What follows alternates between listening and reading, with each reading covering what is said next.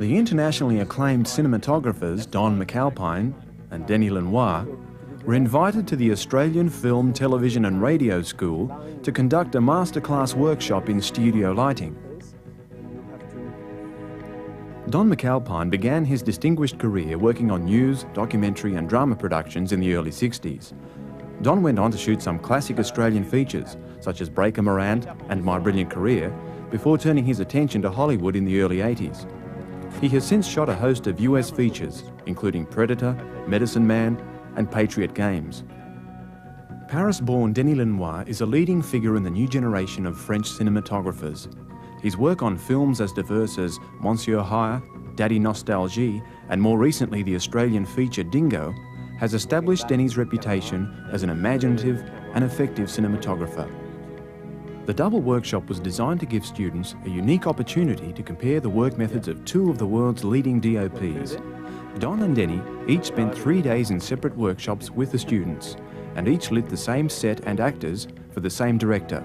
This allowed students to concentrate on the two individual approaches to lighting and coverage. Joseph Demian, the head of the cinematography department at the film school, had a script. He directed the actors and nominated 4 shots to cover the action. First thing we want to do is build up the walls a little bit. I approach this as a lighting workshop, not a directorial workshop.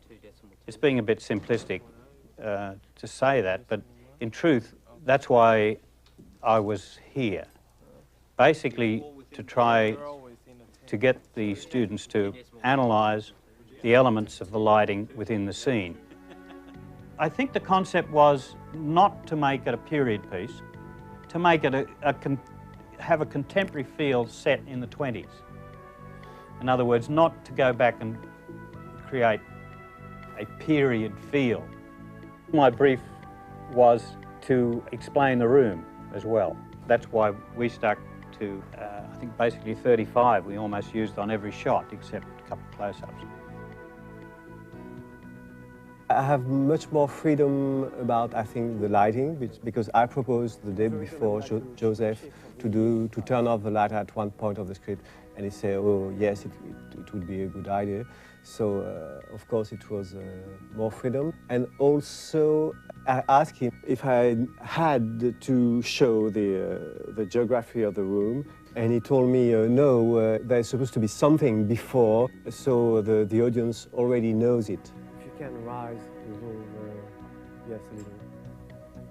The set consisted of a dining room with a raised bay window, double French doors, and a doorway opening to a corridor that opens back into the main room near the stairs. The action is covered in 4 shots.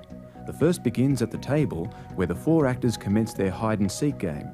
Then 2 exit through the doorway and cross the corridor, while the blindfolded actor finally traps the remaining actress at the bay window.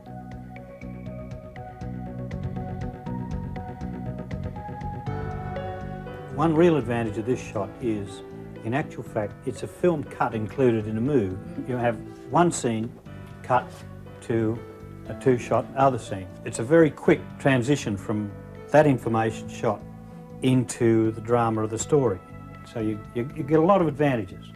You get nice distortion on the people, you'll cover the table using a wide-angle lens, you'll have a minimum move, and when they move away from you particularly, you'll have quite a wide scene establishing shot of the room. So we'd start with the Elamac up here, and we'd be looking down, which wouldn't be a bad shot of the table. And when we pull back, we wouldn't be a bad height for the principals. Yeah. All that has to go is this, and I think that's secured by, I can see 1 screw there, 1 screw there, so it's not a major set destruction. You can see what we've done so far. We've ripped this apart. We've given ourselves room to work, and I think that's one mistake we all make very early in our career. Give yourself room to do good work. Don't for the sake of 10 minutes moving stuff around, get yourself trapped in a corner. Next thing, we've set the dolly up here so we can look down on the table with a 25mm and then track back and see the 2-shot. The only problem is, with this gear, even though we've got the low-angle Ronford, is that we're starting to get just marginally high, but we're right on the edge of where we should be for the actor's eye line. We're just a little above their eyes. These are the things you've really got to think about, because when you start using things like dollies and grips and all the rest of it, if you can really rationally go through where you're going and learn to start using tape measures and know that your gear will give you, this will be your minimum lens height, and you go back and you really work it out before you start wasting a lot of people's time and effort, because to get all this in and then find it doesn't work is a real waste of everyone's time and energy. Okay, you ready to go? Yes. And if you check the videos, The actors are brought on set to block through the action. A video split enables the group to watch the framing and see exactly what action they are to light. With the framing set, Don then turns his attention to the practical lights. Around about here, we get 1/4 of light off these. The first thing we can do is play with these and take them up to about I've got to be careful, 270. 270? Yeah. And just watch what happens when you apply 270 to these.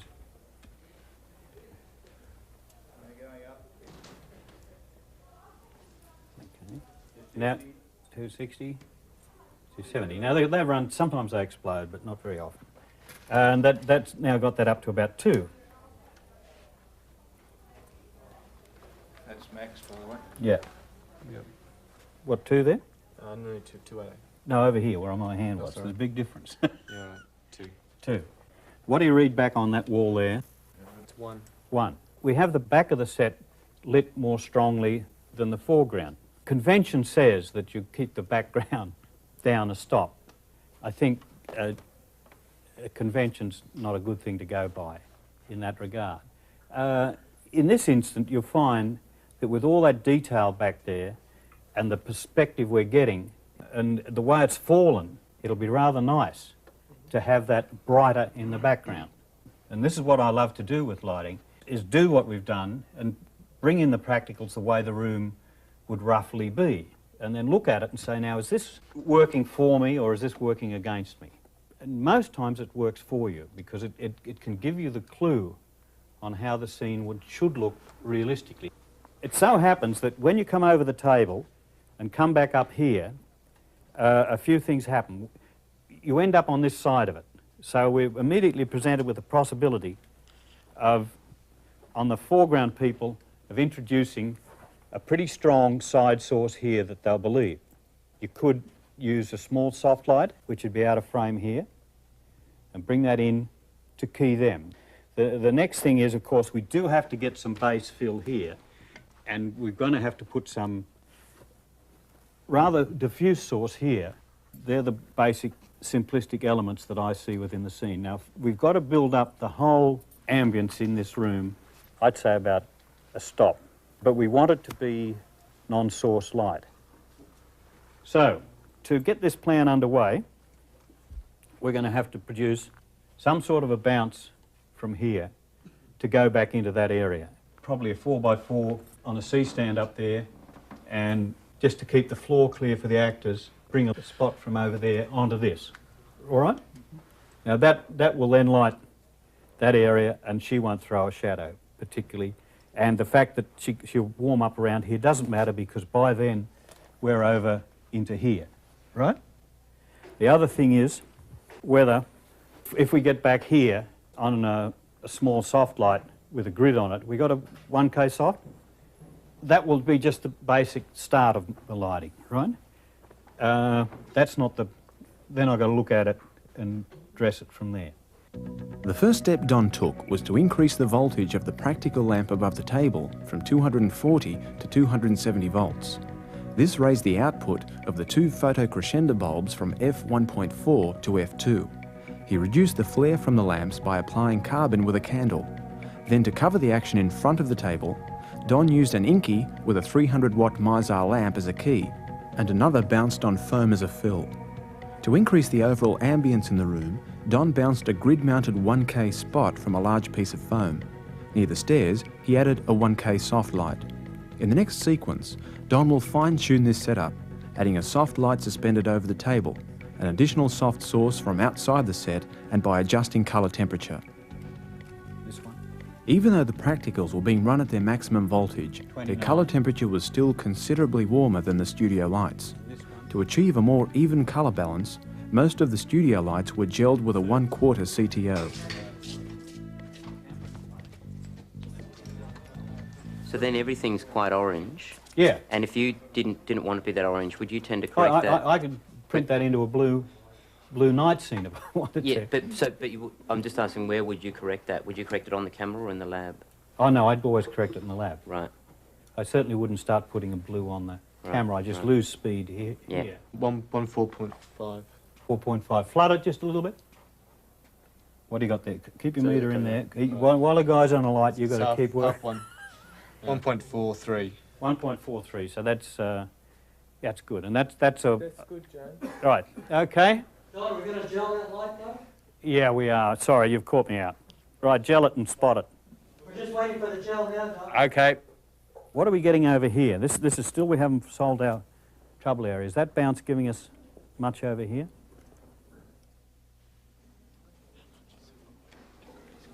Half 1.42. If we let them come out here for what's the major part of the scene, they're sort of vanishing. They're not relieved. A little bit of relief from this side. I'd sneak a very, very gentle light, unexplained, in here, which will give them just a little edge down here.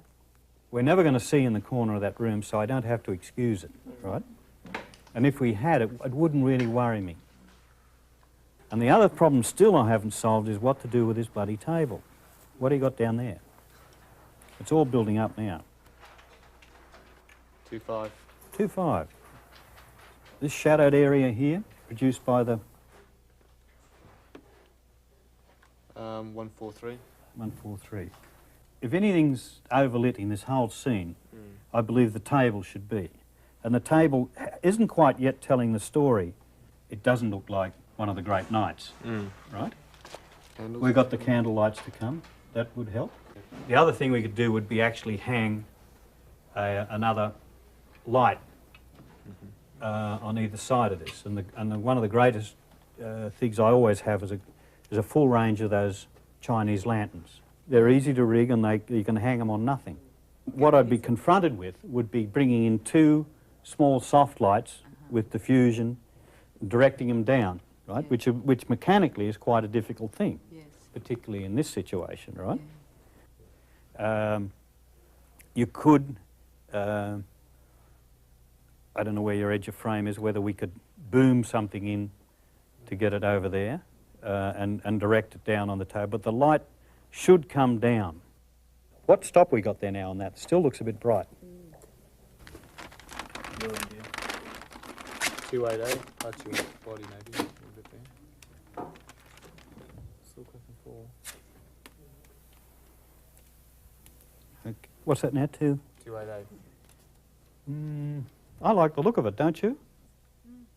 Because this light here is being diffused as it is, and it's not boxed in around the sides, isn't that really starting to shed a lot of light out onto elsewhere and really flatten things out as far as the actors are concerned? It is building up, right? And remember that the camera's looking this way. Okay, do it, pull it. Okay. It's building up the whole scene, there's no two ways about it. But not, it's still a backlight for what's our principal action. So it's not going to sort of destroy the scene. It's not throwing a lot of light on the wall over there. It really is still just pouring down here. That's what I think. To make the dinner plates appear whiter, the overhead soft light was not gelled with 1/4 CTO. And action. Once the lights were placed, another rehearsal was held to make final checks.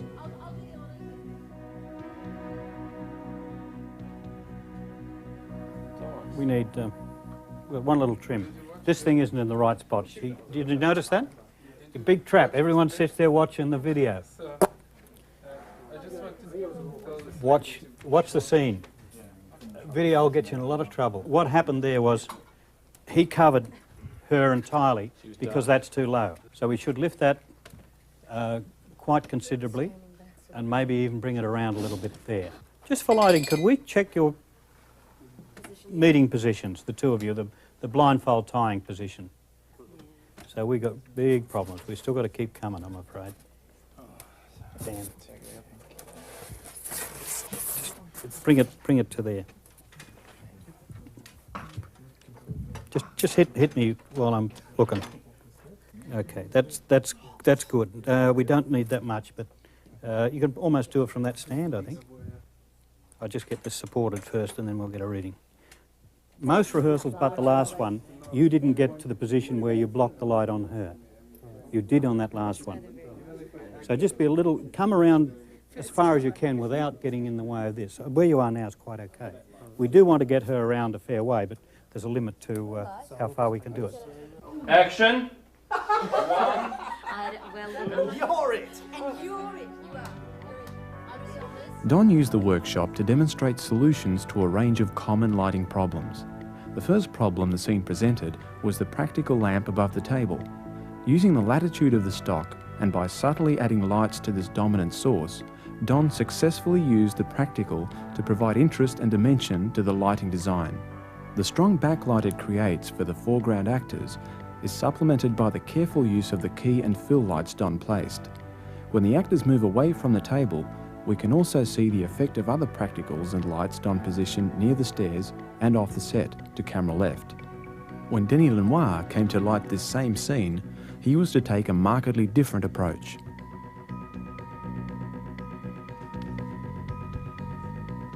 Denis was very conscious that his workshop followed Don's, and before he started to light the scene, Denis requested two major changes. He modified the action to include the interior lights being switched off by one of the characters, and he also removed the overhanging practicals, replacing the one above the table with candles. My desire to change a lot the things was also because I was very impressed by working after Don and wanted in a way to avoid this competition. So by doing it by night and turning off the light, I knew that it would be different. And also I would like to add that I found it very weird to have this man with a candle in just plain light, normal light on and the candle. I think the man would look ridiculous and no pleasure for the three of us. And I think the pleasure would be greater more or less in the dark. So that's the reason, in fact, and not only because I wanted to cheat, that I asked for this thing. At this point in the workshop, Denis is observing the effects of the practical lamps on the lighting of the set. For instance, here, I like very much, which is the light which is done by this lamp. The wall is already quite lit here, but darker around there because of the shade. It's stronger around here on the paint box. It's already perfect. So I don't know which stub would I have around here. But I would say I wouldn't probably measure, I want to measure it around here, which is an average place. And I have already 2.8, which is far enough. That means that I don't need more lighting in this area for the moment. Maybe if somebody is staying here, of course, it will be very black and I will need something else. But speaking of the set, it is exactly perfect as it is. And I think I would kill everything if adding some light. This, I think, by eye, is a little too strong. So probably we will have to dim it a little. This is obviously too dark. We will not be able to shoot with only these things. Finally, yes, we choose for these two lamps turn off. And then when they turn off the light, we would keep the light coming from the corridor to the chimney. We would turn off these three lamps, which is this one, the small one, and the supposed lamp around here. What I would like, but probably we don't have it here, is, you know, this Japanese paper lanterns, and we can put in it some 250 watt bulb. I'm thinking of this for this lamp table, because it's going to be softer than that. we can put it just above the camera line, and we can also with black paper cover some part of it. It's very useful and very cheap. Now I'm working for the apartment before they turn off some lights.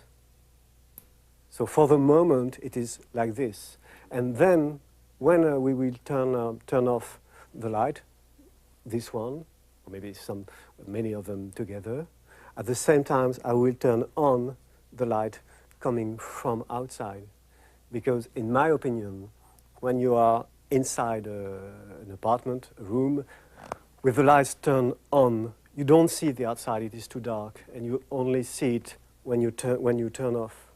So you'll... Yes, one quite big around here to throw some light there. One, so the first one would be like this. A second one would be like that here for this part of the set. And on the first one, we would use a red head, quite far from it, because I would like to have the whole, the light on the whole thing, not just a spot on the corner of the polystyrene. So a red head for this, maybe 2 red heads, or well, it's better than 1 2 case. 2 red heads for the other one, which the one would be like that, for this way. This would be with a smaller bulb, perhaps, or on a dimmer. There's a 60 in there. And maybe we could put a piece of whiteboard here and Misa or 250 watts bounce on it, just to give a little something around here. Yes, we need definitely something bounced on the third piece of foam to come around there, like this. Above the table, we will have our Chinese lantern. This we can forget it. Denny had chosen to remove the practical overhanging the table, replacing it instead with candles, supplemented by a 250-watt photocrescendo globe in a Chinese lantern. By matching this lighting to the practical sources and utilising the speed of the 500 ASA stock, he was able to maximise the effect of the candles. The rear of the set was lit by 800-watt redheads and a 300-watt inky bounced off foam. 1K and 2.5K lights were directed at the glass door and windows. The 2.5Ks were switched on when the lights in the room were switched off. Finally, an inky lifted the level on the foreground actors. There's always a big difference between the tungsten bulbs and what they are supposed to be, which is 3,200, and it is never 3,200 most of the time. This is 2,910, but it doesn't matter. It's just a question of because as they are all the same, it's a little more yellowish, warmer than required, but the lab will correct it. But the other thing is that these practical lamps are warmer to 2,500. So, for instance, on this lamp, we're gonna, Yen, I think we will need an 1/8 of 85. 1/8. Yes, or Smallest 85 I have is 1/4. Quarter, or a quarter, to have the same color of what would come from there and the lamp here. Otherwise, this would be cooler.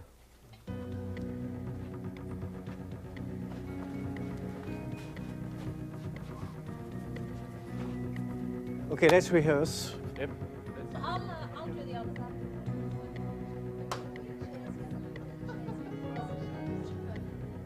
Apart from some fine-tuning Denny is to make after this rehearsal, the lighting is set. The Chinese lantern above the table, the light from the glass door, the bounce near the camera and from the foam board above the set on the left are all soft sources, building the scene. The effect of the handheld candles enhance these sources, leading up to the moment when the lights in the dining room are turned off and simultaneously the 2.5K outside the door is switched on. Mary, can I please have a look at you when you are tightening the...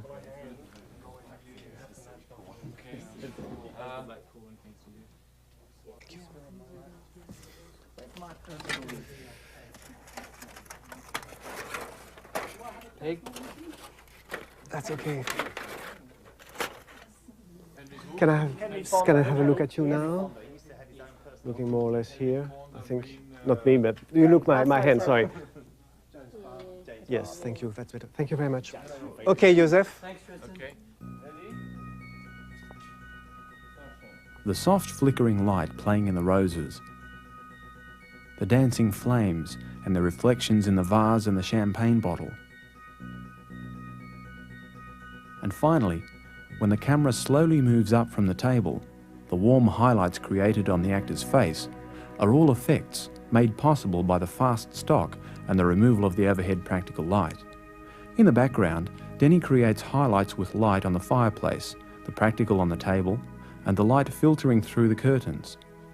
For the time the actors are in their forward positions, Denny's setup creates less contrast than provided by the overhanging practical used in Don's workshop. The soft light from the Chinese lantern and the bounced fill are the primary light sources falling on the actors' faces. This, of course, changes when the candles are reintroduced and the action moves away from the camera. Finally, when the lights in the dining room are switched off, the bounced light from the redheads above the set create the impression of a practical light source coming from the corridor.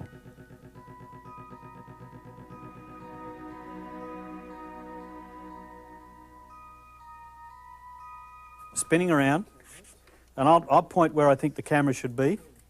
Come around. You should be around here by now. Keep coming. It's a pretty fast move. Keep coming, keep coming, keep coming, keep coming, keep coming, keep coming, right up as far as you can. And you're holding... Yes. About that? Yes. Looking at the way these people play it, and they seem to play it best as a little ensemble group, we'd be well advised to stay a little wider. Okay? Now, the troubles begin. How are we going to get this to be a little bit more interesting? We come right across here. We can't do anything other than use that practical. What's that giving us?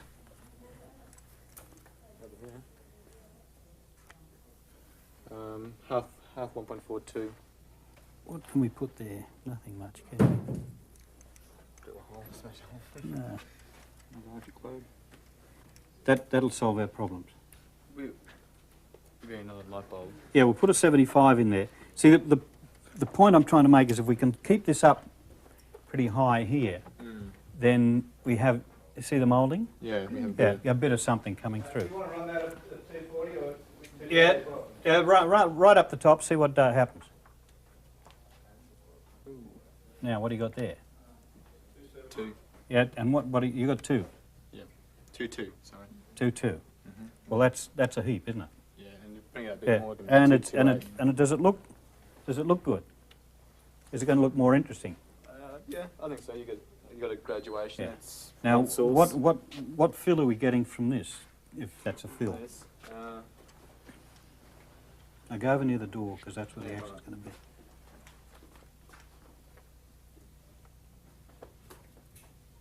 Are you shading? Shading. No, that's right. What's the shadow of your meter?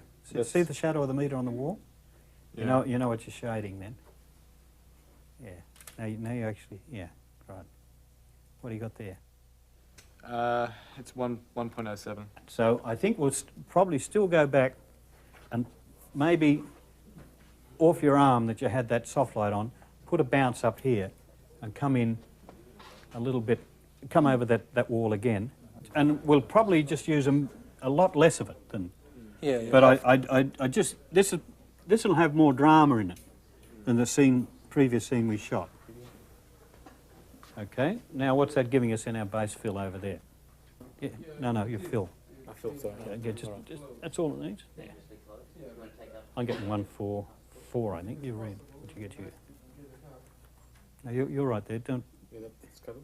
No, you're covering the lights there. As long as you've got your back to that light, All this is now accumulated fill in actual fact. 144. 144. Okay, that's okay. Okay, so that's a stop and a half down the fill, and we've got two.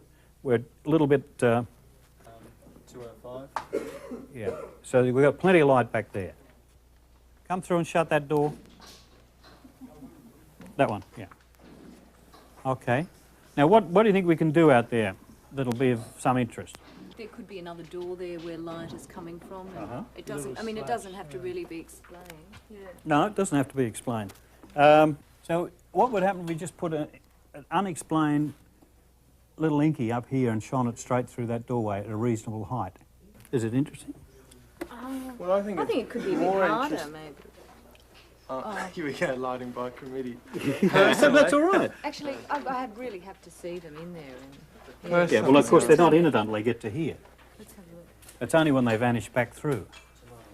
But then they get out of it. They'll close the door. So that what you see is this. That's what they do, isn't it, basically? Yeah, no, it's... Yeah. So it might be a nice transition going out there, break the boredom. I think you could call on the principal to start rehearsing. We've only got this light to go in by the time they get here. We'll be ready. Don kept many elements from the previous setup. To improve the key light around the doorway, he increased the output of the small practical and then added to the fill with a 1K bounced off foam mounted above the table. Lights were directed at the scenic flats, and as a final touch, a backlight or kicker was added to the light from the corridor. Because one thing about looking at mine is this gives you contrast. I mean, Gives you nothing but framing. you reckon? Yeah. Yeah.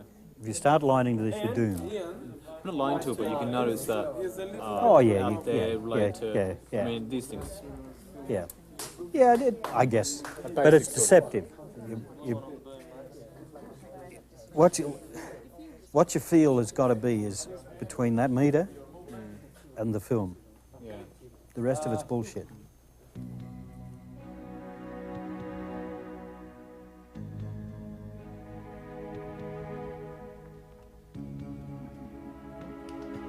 As the camera moves through the second shot from Don's workshop, the relationship of the practical light sources can clearly be seen.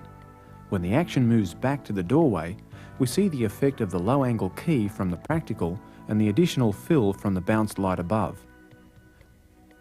When the couple exit through the doorway, they are backlit by the light above the hall.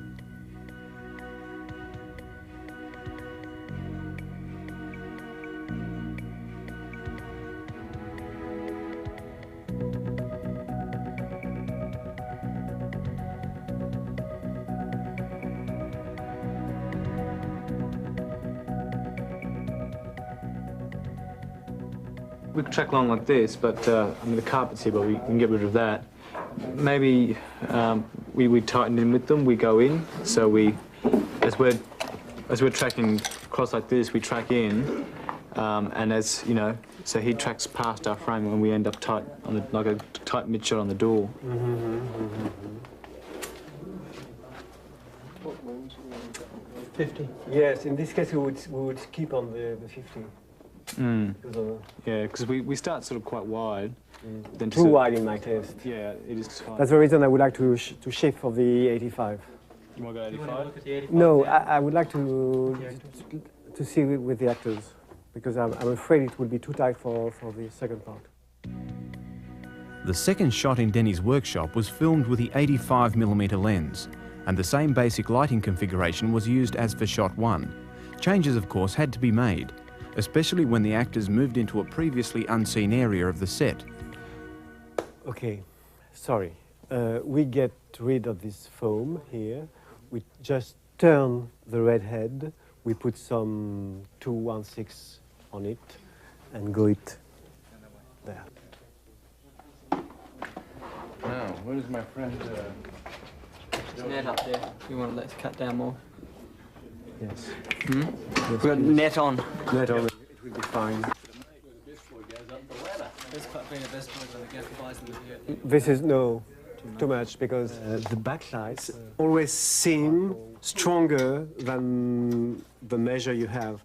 I mean, for instance, if you have a light which gives you 2.8 here, and then you turn around the actor the light is giving you 2.8 always, but the angle on the skin makes it very more shiny. So to have the same effect, you have to take maybe 2 stops or at least one on the backlight. So for instance, here the stop is 2.8, and here on them when they go out, I have a little less than 2.8. It is 2.5, something like this.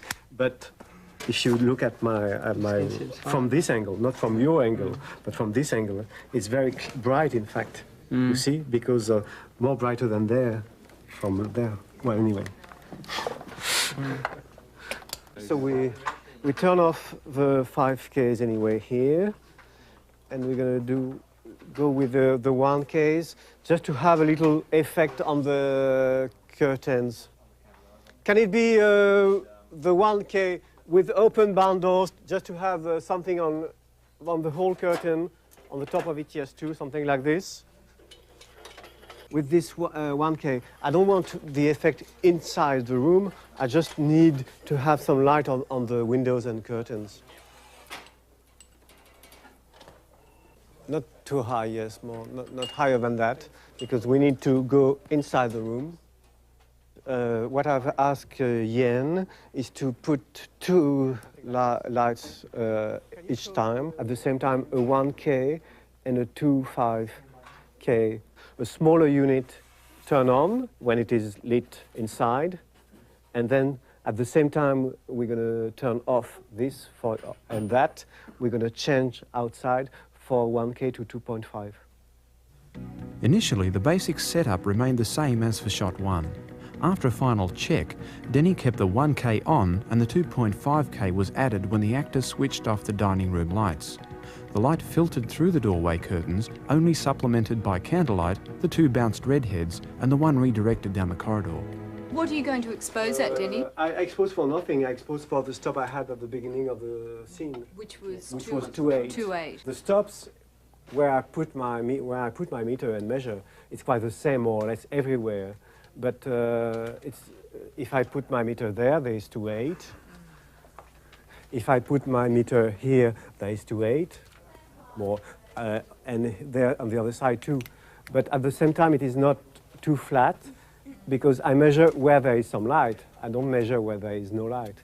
So this is the difference between light and no light, which makes the feeling. The soft light from the Chinese lantern over the table disappears when the actress switches off the lights, leaving only the light from the candles and the background effect of the bounced redheads above the hallway. Denny has made the corridor a source of light, which will also provide a backlight when the couple exit later in the scene. When the actors reach the doorway, they finally enter the dappled light coming through the curtains that was meant to also illuminate them as they crossed. However, a student had added a new element, and Denny was determined to find the cause of this problem. I've discovered this morning something I don't like at all about a flag, which I didn't ask for, and which is cutting an amount of light in a place where it's not supposed to be. So let's go there. And I was on the other side and was very surprised. Come on. Very surprised to discover this flag, which I never asked for. It cuts the whole effect of the lamp there, everywhere. The woman here was supposed to have some light coming from there when she turned off the light. You saw on the rushes she hasn't. Of course, I should have seen it when shooting, but I'm using to operate. I would probably, maybe not, but probably have seen it in the camera, but not looking at the video. And the other thing is putting this flag here. So, of course, you kill this effect there, but you kill the light everywhere, and the rest of light you keep is just very underexposed because the flag is very close to the lamp, so he has no cutting effect, it has just a drop effect. It has also a cutting effect, but it's a drop effect. If you wanted to kill the white light coming through here, the good thing would be to put just here, which was out of frame, a black piece of velvet, or I don't know why, or I don't know what, and it would be perfect. You will have the effect without killing anything and without getting this door prevent to be open. Fortunately, the man had a candle in his hands, so even without this light, it was okay. It seemed okay. And I would say unfortunately, because if he had no candle, we probably all noticed that it was in black and go and see what was the problem.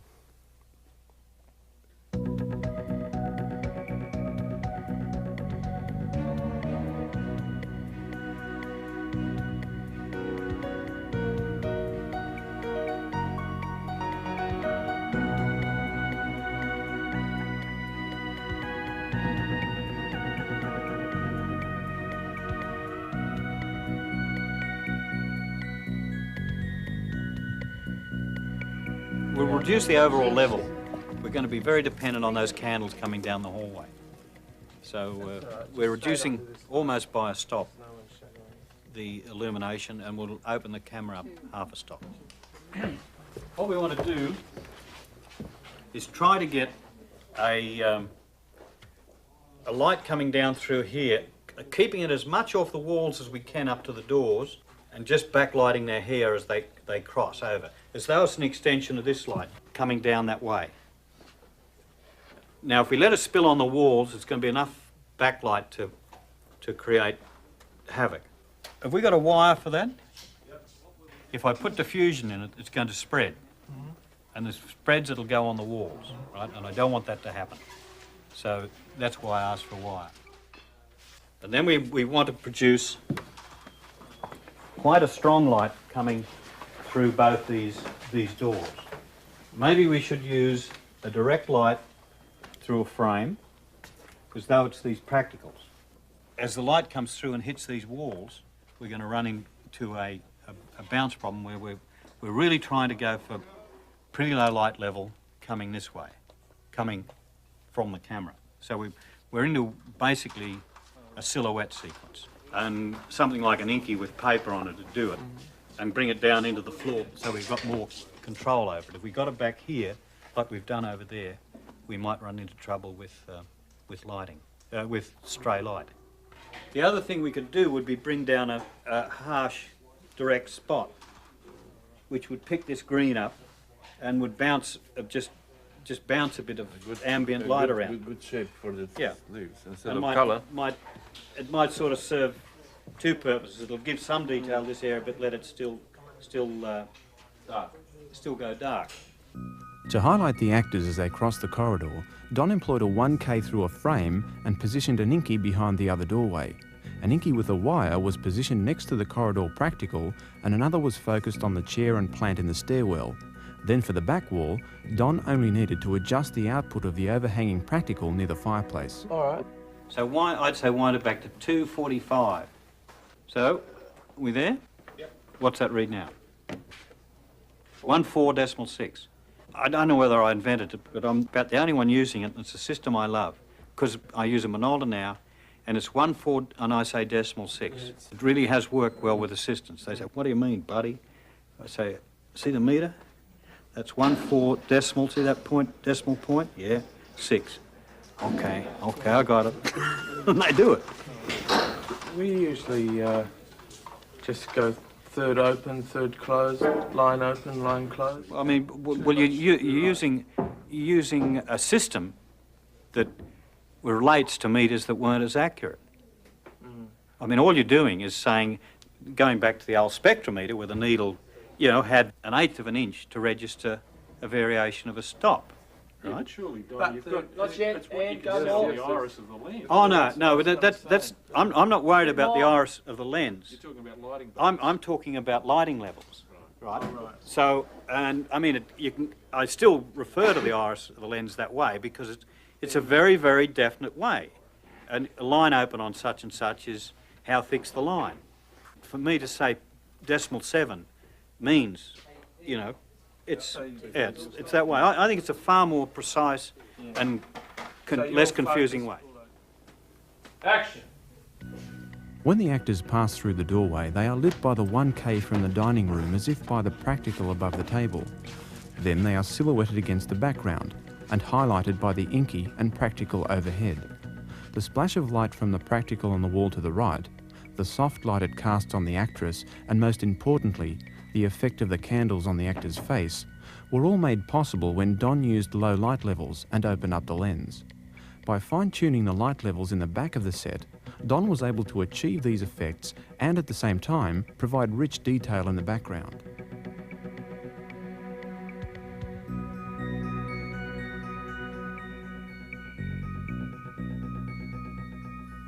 I think it's a fixed, more or less a fixed shot for the beginning of the action, which happens around there. And then, as the action will move to this place, we will just come closer. We just have to avoid, of course, the lack of a wall there. I'm wondering, Chantal, if it wouldn't be better to go back to the 85, and then, because here what we are trying to do is to have the two doors on a fixed shot. No, so let's go back. I don't know if it is good things to say, to tell, but exactly the kind of set, I mean, this corner and the shot we are doing here, which is quite boring to do,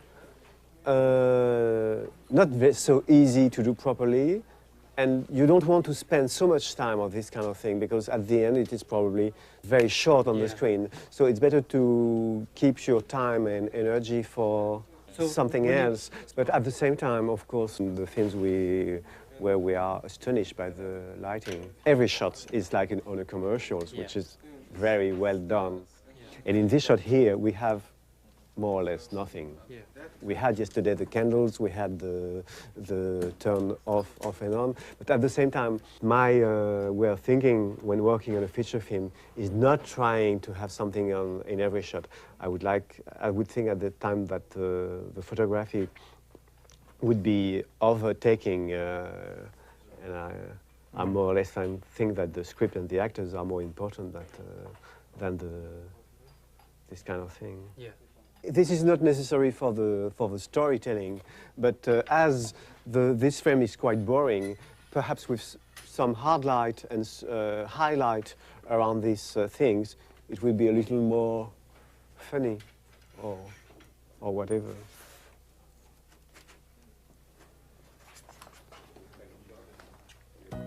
For the corridor scene, Denny kept the 1K and the 2.5K. In the other doorway were two inkies through a screen.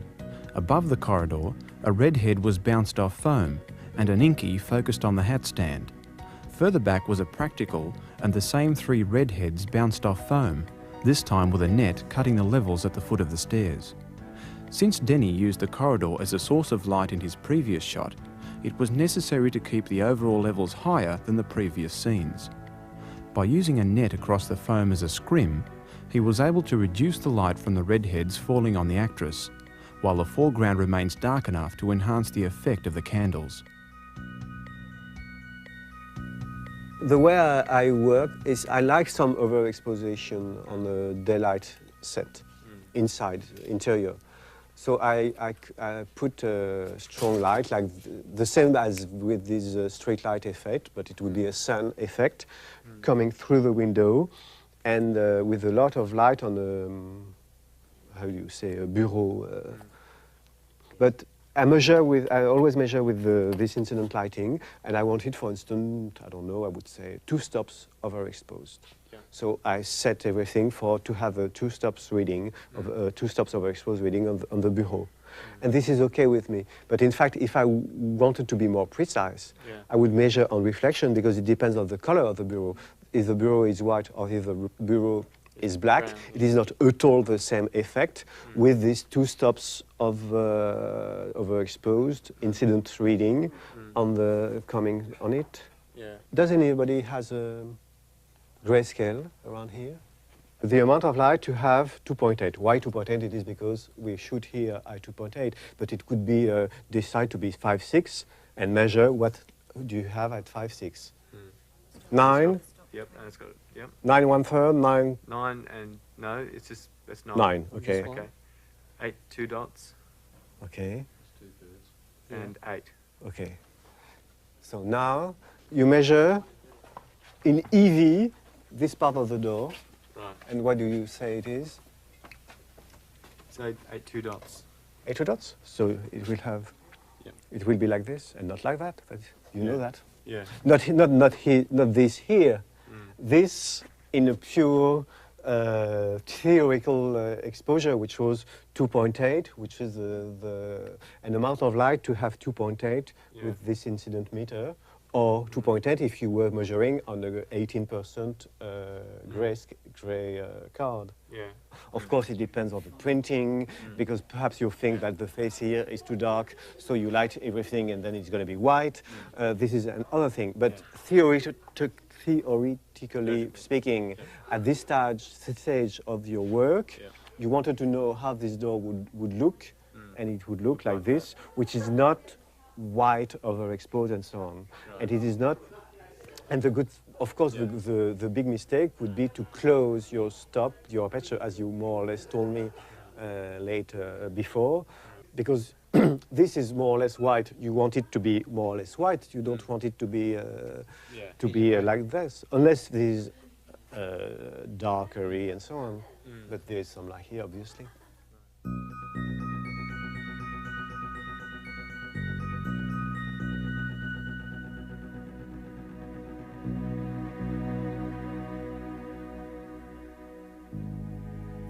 We should put a top light, probably just one of the little inkies, hang down from the top of the set.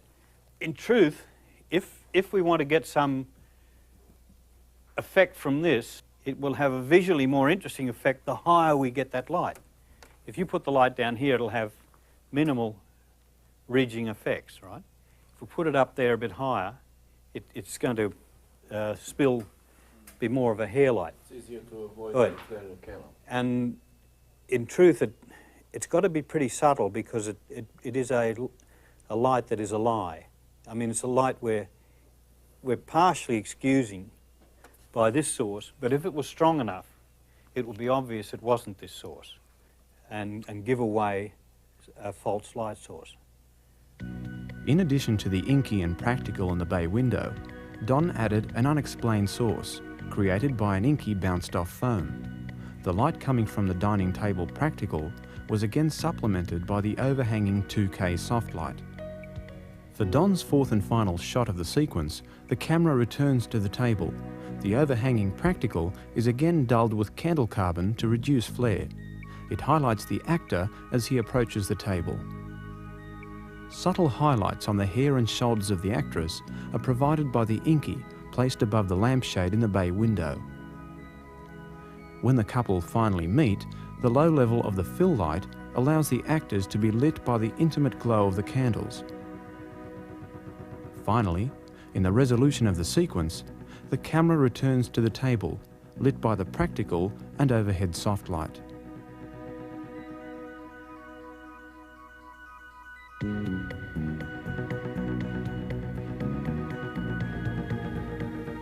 I'm wondering with this painting, because it looks like daytime on the paintings because of the sky.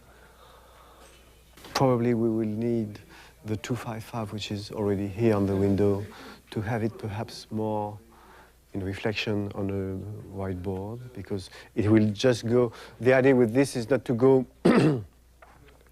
everywhere on the set, but just here when they will be there. So maybe here, something like that. On this side. Yes. And have here a big poly and have the light bounce there. I've put some bounce light instead of direct light as here or there. So I think it's quite nice here on the actors. In Denny's fourth shot, he directs the bounce light from a 2.5K and the direct light from a 1K through the windows. To lift the fill level, a redhead is bounced off foam. Again, the lights through the doorway curtains and the redheads near the stairs are used. The double-wick candles the actor carries become the feature of Denny's final shot. By maintaining a low light level in the room, the effect of the candles can be observed on the white railing and on the wall.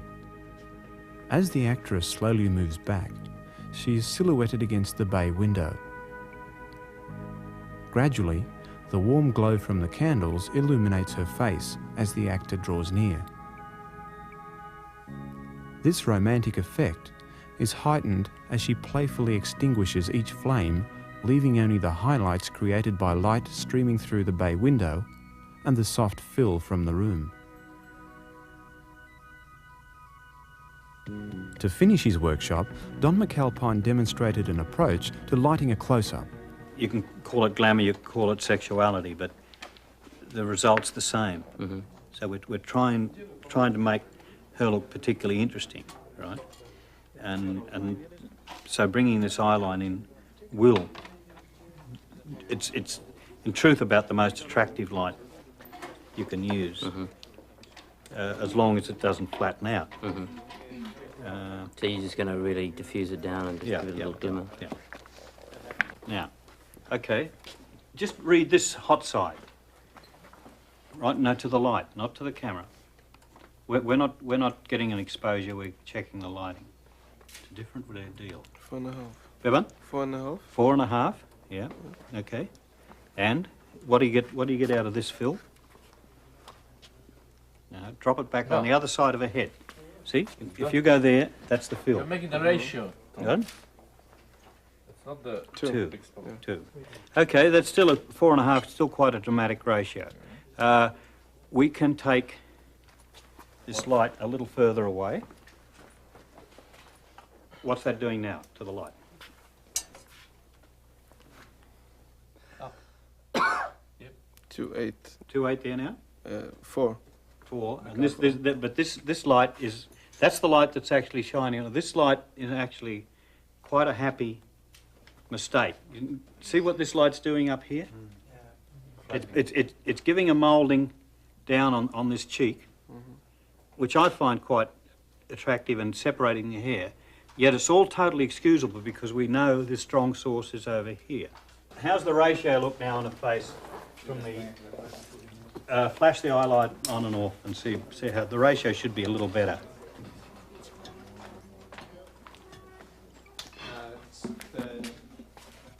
How's that look? Oh, that's very good. Yeah. The trouble is now, we've diminished this, right? It's become a little flat, and also there's a certain unattractiveness being introduced by the side kicker on the nose. You see, I'm sorry to talk about you like this, but so as we come in here, that improves, doesn't it? In some way, this light and that light are starting to work together, right? As I take this one out, that light works against us, right? Put this in and pull the other one. See, it's nowhere near as interesting, is it? No, you need that. See, it's become sort of a... So you need both of them at this level. Yeah. And the only way to decide the level is nothing to do with meter, but just keep fiddling up, you see it, right? Remember when we looked across the table, she was very brightly lit? Yeah. So we've got to sustain that effect, right? So, in truth, I would expose at about... what do you get directly back here? About 285? Just straight back at the camera. 2.8. Now you're reading for exposure. Right in front of the nose, is it? Yeah, but that should have been... But it should be in the same. 2. 2? 2 in front of the nose. decimal 8. Sorry. Drag it over. Drag it over across the nose. No, you're pointing it at you, you're not pointing at the Camera. It's critical where you point that thing. Now, we're lighting a face. These lights are in close, not good enough. You've got to be right back on a nose, right back on a nose. You just say, excuse me, and smash right in.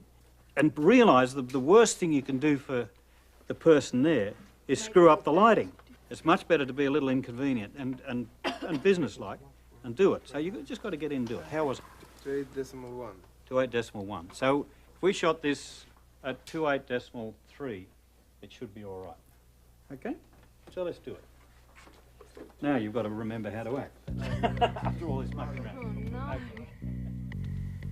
Each DOP had their own personal style, and the workshops had given the students an insight into their individual approaches, but there were also similarities. Both DOPs started with a practical light source and used them as the basis of a naturalistic lighting design. Where the two diverged was with the use of the overhanging practicals.